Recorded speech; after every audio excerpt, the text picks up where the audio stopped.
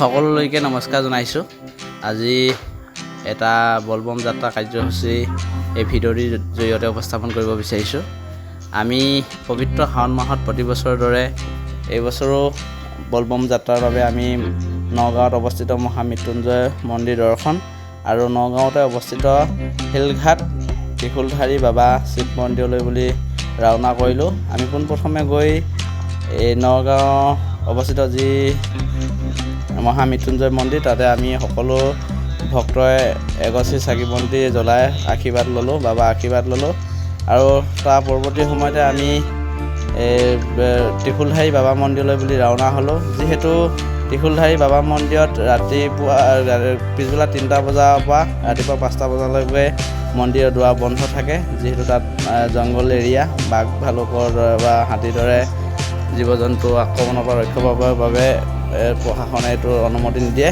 সেয়েহে আমি সেই ডিষ্ট্ৰিক্টতে তাৰপৰা 3 কিলোমিটাৰ আঁতৰত থকা যি কামাখ্যা ধাম আছে তাতে আমি ৰাতিটো কটাবৰ বাবে চেষ্টা কৰিলোঁ। ৰাতিটো তাতে আমি সকলো ৰাইজে খিচিৰি বনাই খালোঁ আৰু ভাল লাগিল। হাজাৰ হাজাৰ ভক্তই গৈ সেই কামাখ্যা ধামৰ তলতে থকা ব্ৰহ্মপুত্ৰ নদীৰ কাষতে ৰাতিটো কটায়, নাচ বাজনা কৰে আৰু হৰিনাম ৰসে মুখৰিত হয় আৰু হাজাৰ হাজাৰ ভক্তৰ সমাগম হয়। ৰাতিটো ভক্তসকলে ৰাতিপুৱাৰ বাবে অপেক্ষা কৰে। আমি সেই মন্দিৰৰ কাষতেই থকা যিটো ব্ৰহ্মপুত্ৰ নদী তাতে আমি ৰাতিপুৱা জল উঠাই মহাদেৱৰ শ্ৰীচৰণত ঢালিবৰ বাবে ত্ৰিশূলধাৰী বাবা মন্দিৰলৈ 3 কিলোমিটাৰ খোজেৰে যাত্ৰা কৰি ত্ৰিশূলধাৰী বাবা মন্দিৰত জল অৰ্পণ কৰিলোঁ।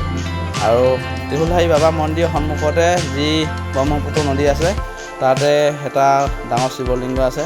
তাতে সকলোৱে জল অৰ্পণ কৰিলে আৰু শিৱৰ বাবা আশীৰ্বাদ কৰিলে, ময়ো কৰিলোঁ আৰু লগতে শেষত আমি ঘৰমুৱা হ'লোঁ। ধন্যবাদ। ভিডিঅ'টো চাই সকলোৱে লাইক কৰিব, কমেণ্ট কৰিব। ধন্যবাদ।